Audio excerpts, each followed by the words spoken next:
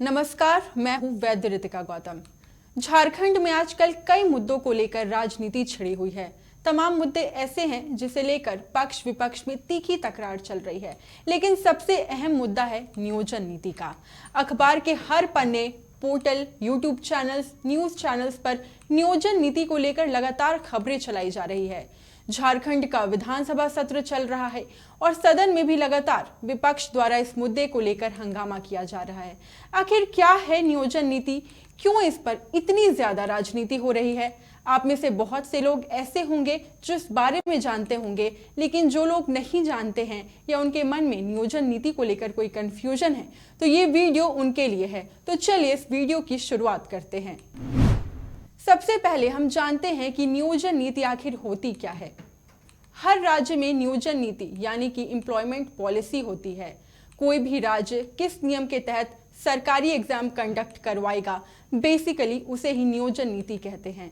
इसके तहत ये निर्धारित किया जाता है कि कोई राज्य अगर सरकारी एग्जाम ले रहा है तो राज्य के ओबीसी के कितने सीट होने चाहिए, एससी एसटी के कितने सीट होने चाहिए, राज्य के स्थानीय लोगों के लिए कितने और बाहरी लोगों के लिए कितने सीट होने चाहिए। बेसिकली इसे ही नियोजन नीति कहते हैं।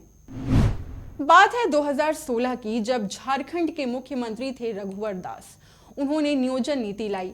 उन्होंने जो नियोजन नीति लाई थी उसमें झारखंड के 24 जिलों को 2 भागों में बांट दिया गया था। 11 जिलों को गैर अनुसूचित और 13 जिलों को अनुसूचित जिलों में।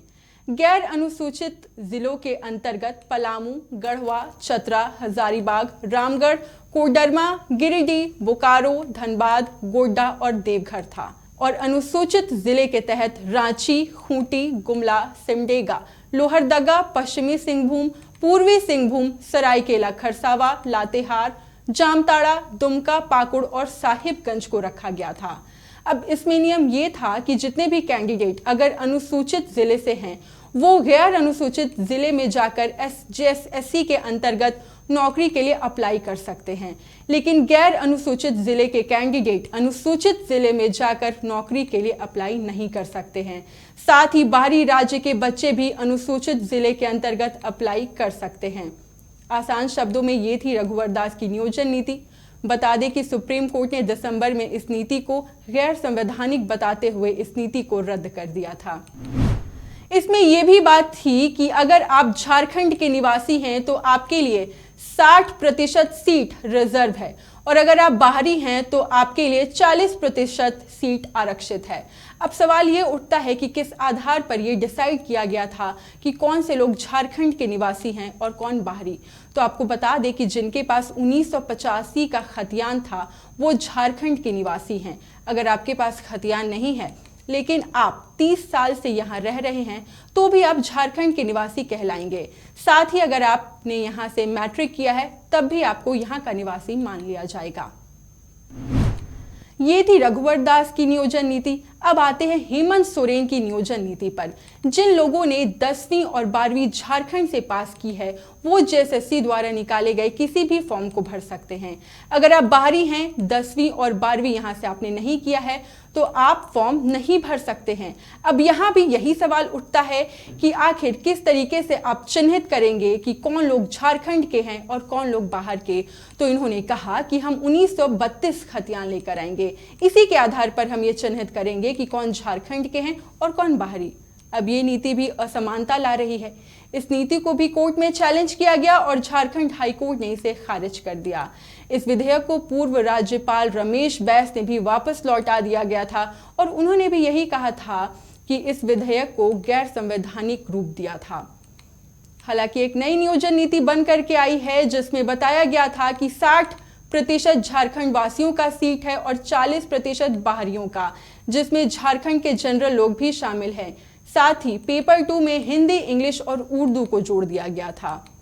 बता दें कि हेमंत सोरेन की सरकार के आने के बाद मात्र 357 बहाली ही हुई है, वो भी हाई कोर्ट के निर्देश पर। अब जानते हैं कि ये जो नियमावली आई है 60-40 वाली, वो आखिर क्या है। बीते दिनों झारखंड के छात्रों द्वारा कैंपेन भी चलाया गया कि 60-40 नए चलतो। इसमें लगभग 5 लाख छात्रों ने ट्वीट्स किए। हर तरफ 60-40 नए चलतों के नारे लग रहे हैं। आइए समझते हैं कि आखिर 60-40 वाला माजरा है क्या।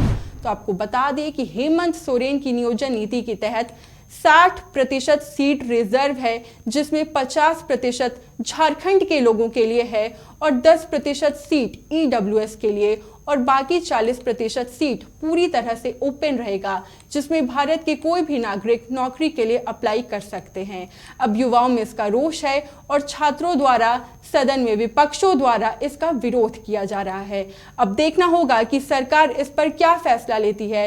उम्मीद है मेरे इस वीडियो से आपने नियोजन नीति की कुछ बातें जरूर समझी होगी। आपकी क्या राय है हमें कमेंट बॉक्स में जरूर बताइएगा। आज के इस वीडियो में बस इतना ही। मुझे दीजिए इजाजत। नमस्कार।